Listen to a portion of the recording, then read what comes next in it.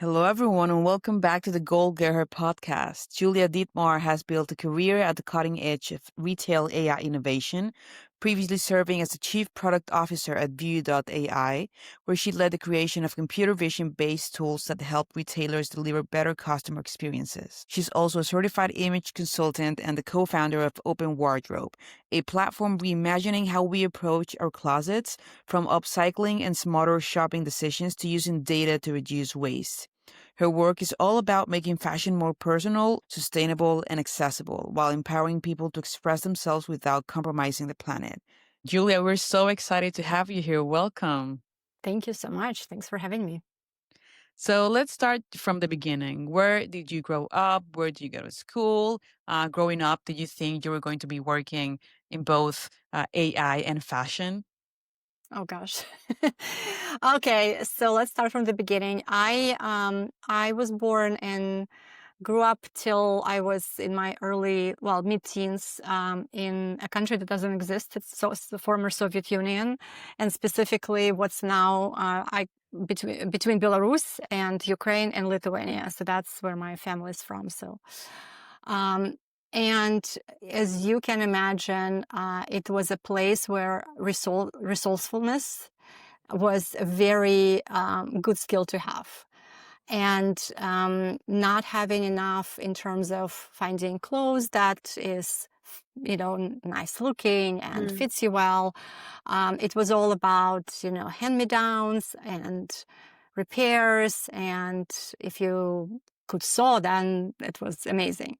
So a lot of our clothes was hand sewn by professional sewers, by tailors, but that was kind of part of life. Um, did I think that I was going to be in fashion? Never, no. Did I think I was going to be in tech? Yes. I grew up.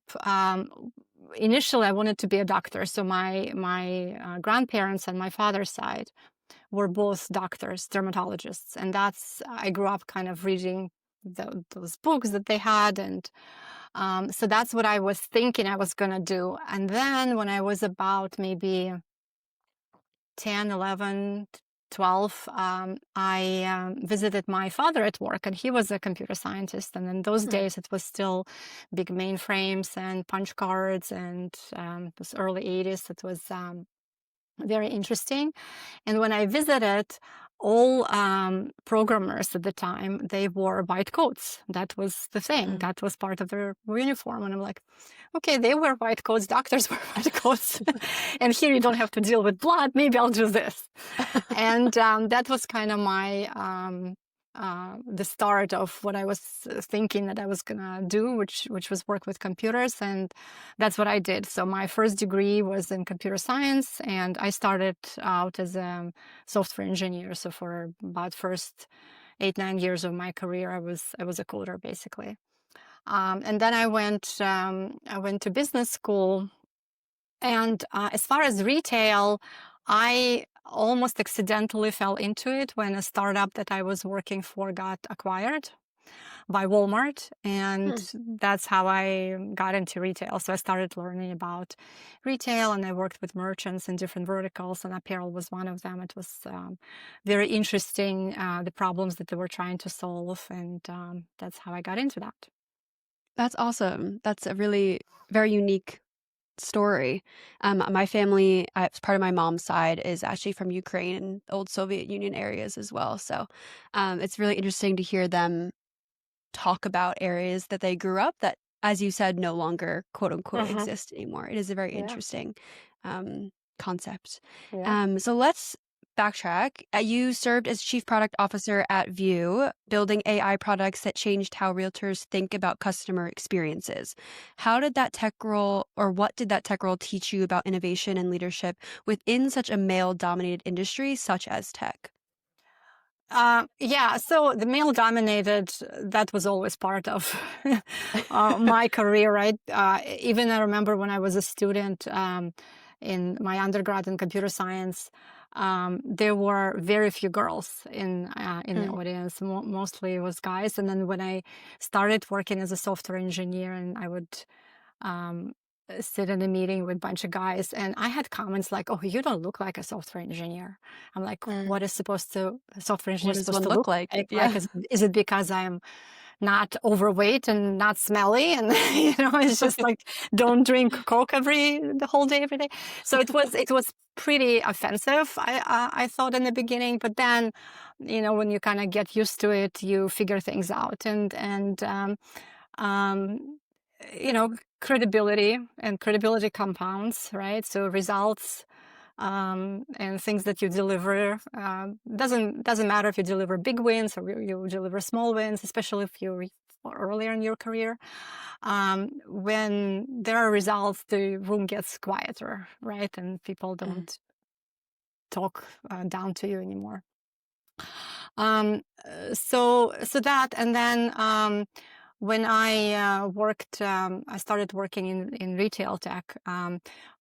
It was very important for me to sit with merchants, to sit with store operators, and just like really to understand their issues before starting to create something or building something.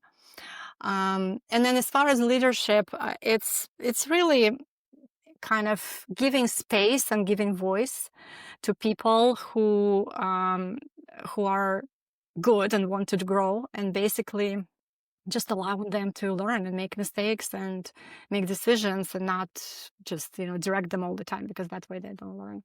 So that was kind of my philosophy at Vue, and even now. Yeah. I That's like that where you nice. said you're not directing people. I think that's super Exactly. important when leading a team. Some Mhm. people miss that up and they think leadership is just directing people one way or another and telling them to go left and right. And there's so much more to that.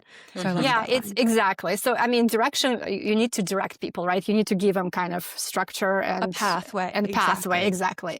But then it's up to them to execute, and how Yeah. they do it is up to everybody individually, and different people learn differently and work differently. So for me, it's really kind of giving them space Mhm. to learn, and good people. I remember I earlier in my career, I had a manager whose whole philosophy was hire good, capable people who want to learn and get out of the way.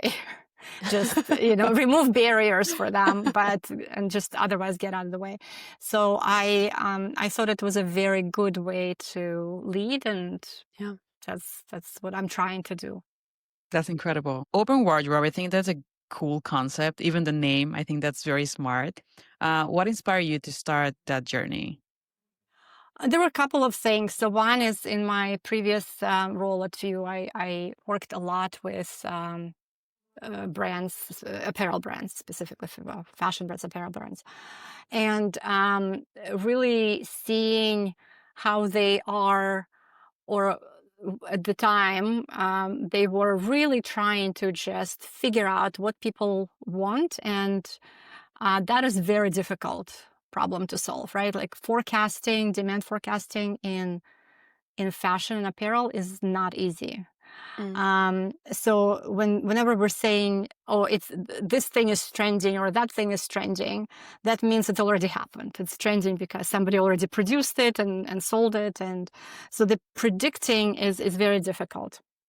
And at the time, I started thinking, how can we give better signals as consumers? How can we give better signals to the industry so that they produce things that we want, and that will lead to not overproducing and not creating this vicious cycle of having more than we all need. So that was one. And the second one was, we all know that we wear only fraction of what we own, right? And with social media and influencing economy, it's the value has been placed on newness instead of quality. And for me, that was kind of another aspect of this whole puzzle, is how do we give people back the power to reuse what they own in better ways, instead of consistently feeling like they need to buy new stuff. So So from that, I mean, we iterated a bunch of times and different features, but that was kind of the main reason for OpenWardrobe, like put the power in the hands of consumers to understand themselves, understand what they need, and just dress more mindfully. And if they do want to buy something, buy more mindfully also. Definitely. I think something I've been like hearing recently is look in your closet first before you Shop your are closet. trying to follow trend. Yeah, shop your closet. Exactly.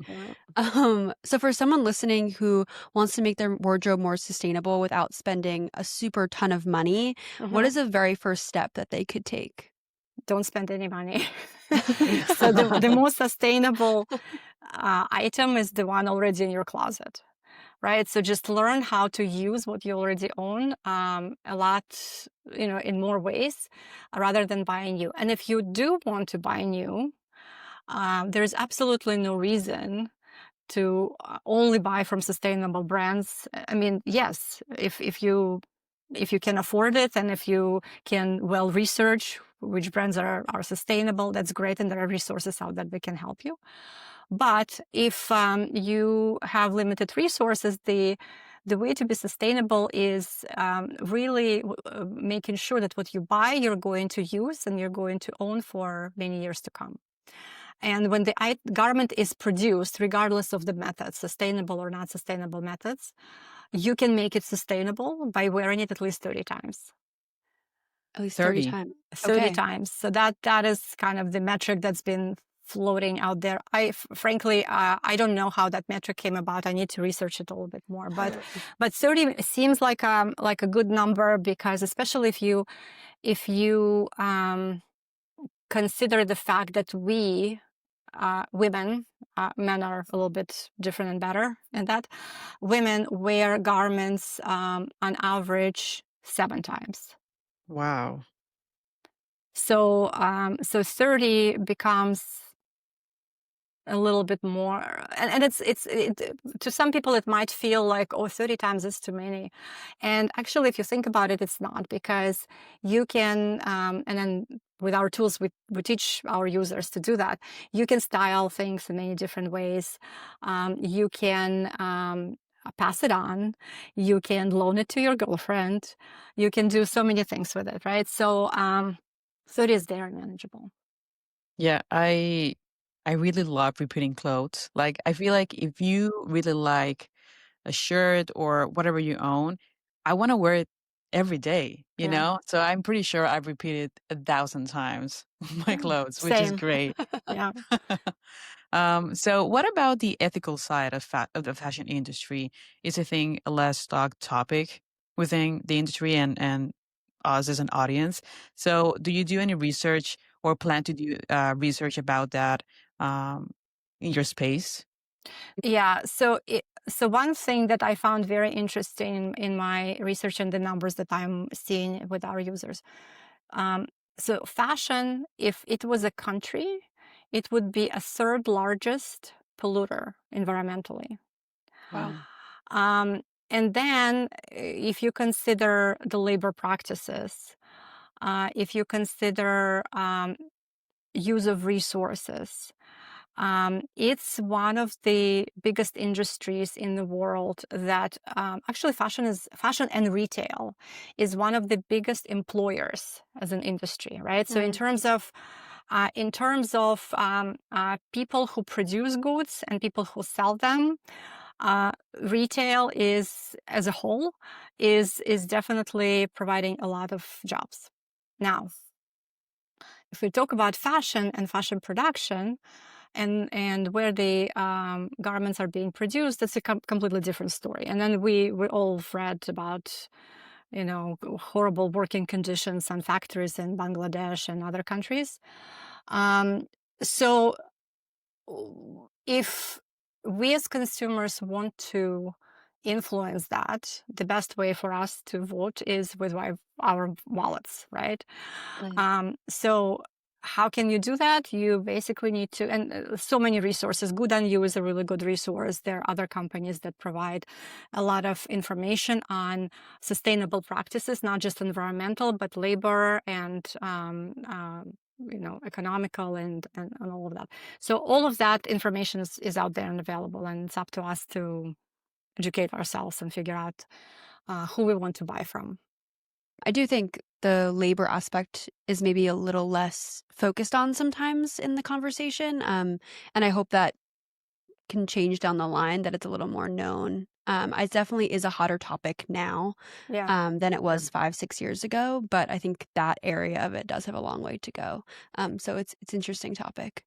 My next question, I'm super interested to hear your response, because this is something that I think all women can sometimes struggle and maybe stare in the mirror way too long and think about. So you're a certified image consultant. One, Yes. I would love to know what exactly What that happened? means.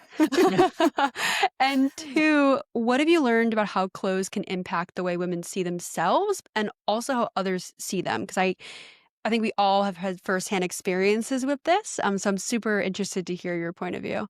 Okay, first, let me explain why that happened. So when I started OpenWardrobe and we started training our AI on recommendations and figuring out what suits certain people, I needed to understand myself, a theory behind it. So I talked to many different stylists and image consultants, and then I decided, you know what, I'm just going to go get trained properly. So that is the reason. I don't necessarily see people and Okay. work as a image consultant, except for close friends and family. But the reason was so that we could build better services in OpenWardrobe. So what it means really is that we are able to, and then we're building a lot of features, and we're giving additional skills to our AI, who's a she, and her name is Lola. It's Lola AI. So we're giving her a lot more skills so that she is much better equipped to make recommendations to individual people, right? So if you shop online and you have our browser extension installed, when you're looking at a dress, you can ask, does it suit me? And show me how it will work with my wardrobe. So all of that is kind of built into the offering. Now, the question you asked, like how clothes helps us, right, to self-perception, self-expression. I always think that clothes is almost like a mirror of your inner self, or user interface to your story, or pick whatever makes more sense to you. But when you put something on and it aligns with your life, with your lifestyle, with your features, it makes you feel and look better. And you basically, like you said yourself, if you have something that you like, you want to wear it every day. That's probably because you feel differently in it, like you feel better in it. Or maybe people respond to you in a different way. And how many times, I don't know if you've ever, I'm sure you've experienced it, that you put something on and your friend or somebody who knows you well says, oh my gosh, it's so you. Like, what does it mean it's so you? It just means that it aligns with your personality, with your lifestyle, with your features. And some people can perceive it as almost like wearing a costume. If you want to show up a certain way, you wear a costume. But to me, it's not really costume. It's more of it's like a second skin, if you will, right? And then you have like different costumes.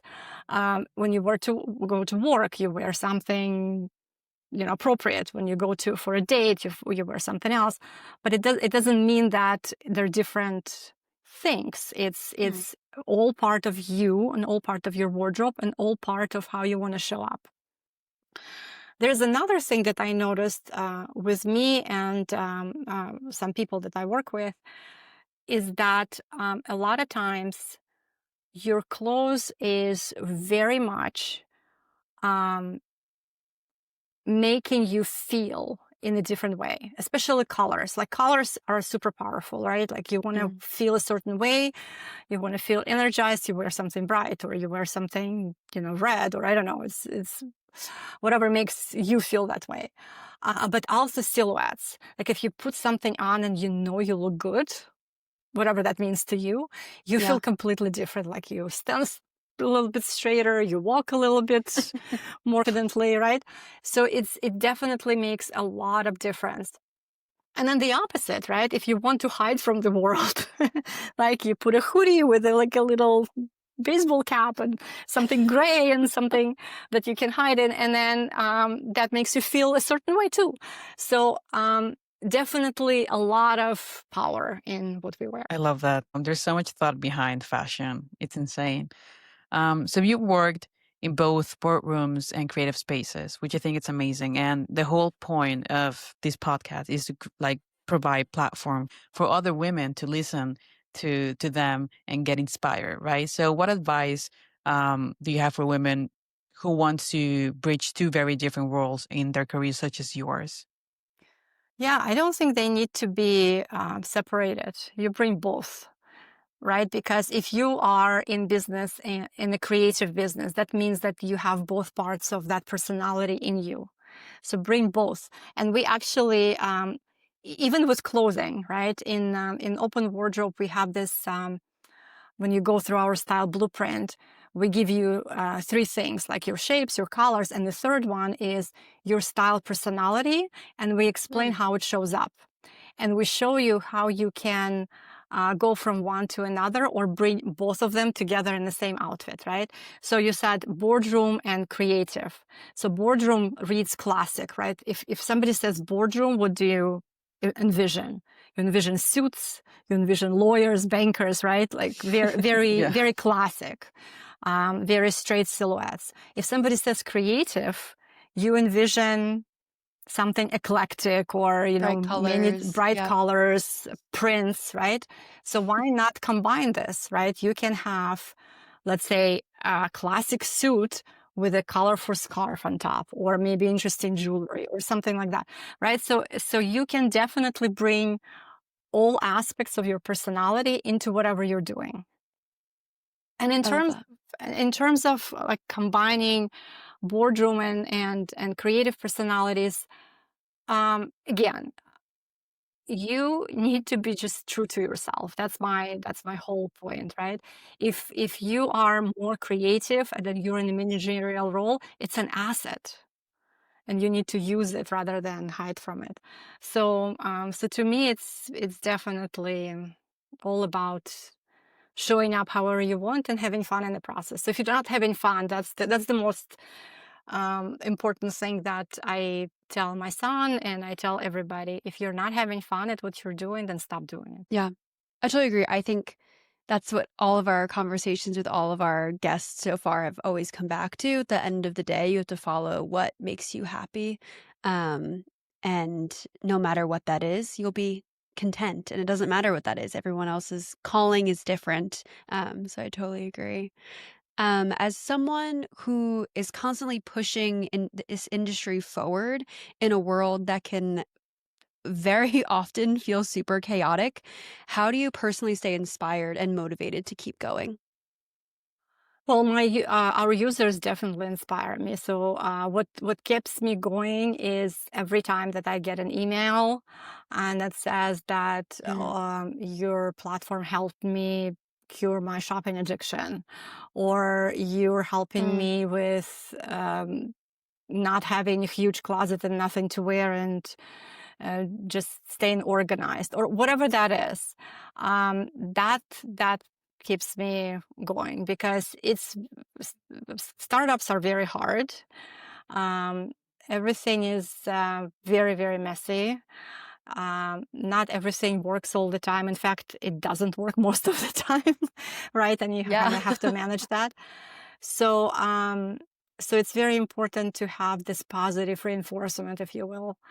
every time. So that's one. And another one is I have learned so much and so many things that I've never thought I would ever get into. Like even, this whole stylist and image consulting. Like what? I never thought that I would get into it. I always liked dressing up. And I kind of, with years of trial and error, I figured out what works for me. But to do it for others, it's a completely different ballgame because, good stylist does not make every client look like me them, right? They really style the client according to their personality. And it's very difficult. And that's how you distinguish a good from bad or from not so good. So I never thought I would get into it. And just learning that, and now with all these advancements in AI, and then we're learning new things every day, and teaching our AI new skills every day, it's very rewarding. So, as I said, for as long as it's fun, I'm gonna keep doing this. Yeah, definitely. Preach. I love that. Would you say OpenWardrobe or Lola, in that sense, is your favorite project so far, or do you have any other project that still feels especially meaningful to you? Well, this one is definitely meaningful because that was something that I've birthed, if you will, and raised, right? It's not quite grown up yet, but it's like a child. So a company is definitely like a child when you start something. So it's very, very meaningful. There are probably going to be other projects. Most definitely there will be other projects. And at the time, if you ask me, I will probably say that one is more meaningful because it's something that you're working on. But yeah, I'm definitely very happy and proud with what we've achieved so far. But it's definitely, we're still in the early days. Amazing. Well, I want to be the first to say thank you so much for coming on. I have one more question for you. Sure. It's a question that we wrap up every interview with. It's a little fun. Everyone gets asked the same question. Please have fun with it. Okay. Some people get a little nervous, but it's exciting. If your life had a theme song, what would it be and why? Well, that's an easy one. I Will Survive by Gloria Gaynor. Oh, I love it. Yeah, that's an easy one. It actually was when I was in business school, it was played at every party. And everybody was just jumping, yes, we'll survive this. So yeah, it's kind of the whole mantra in life. Like, just keep swimming. Yeah, I love it. That's awesome. Okay, well, Julia, thank you so much for sharing your insights and your journey with us. Is there anything else you wanted to add before we wrap up? Well, you guys have been amazing. If your listeners would like to check us out, our website is www.openwardrobe.co. It's .co, not .com. And all the information is there. And write to me. I read every email, whether you reach out on the website or through the app. So please let me know what you think. Amazing. Yeah, for anyone listening, we'll drop everything Julia just said in the description to this episode so you guys can find it nice and easy.